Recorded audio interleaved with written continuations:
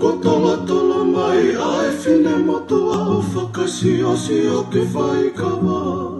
O ne ilo ia kuai a sio nohoa o kuno foi e vetoa. Pe whoki mai le wa mosi e ne ita o taliki e toku e whaikawa. I ka eke ne iloa e ne whakaofa e ne nofo pe manunoa. Pe toki ilo le vai e aho e tahana e aluhi a mo e toua.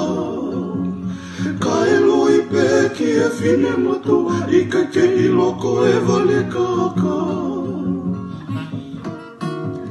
E kua ke heni a e kuanga, kua ke mai ai e whakalaka, i ka e to e sio mata a e toua. Ka e sio ki he lahi e ne paanga, kua lahi e ni e ka whine mui, e toua ki e matua mari. E oku lahi ange e nau sirini, e talavo oku suti suti.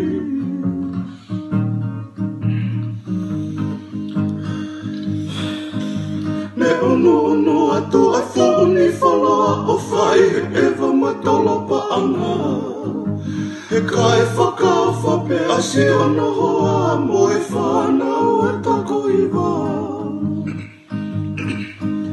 He kua talaini e te ki ke mari mo mari mari pe ta whaki. Ilo le vai hani e ne me au whai, whoki le vai a te nau api. Ke turi mui atu e tanata e ki o kori hani ke whoki mai.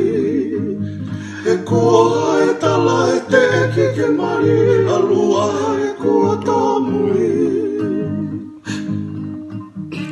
Kua ke heni a e kuonga, kua ke mai a e whakalaka, i ka e to e sio mata a e toa. Ka e sio ki he lahi e ne paanga, kua lahi e ni e ka whine mui, e tau aki he matua mari.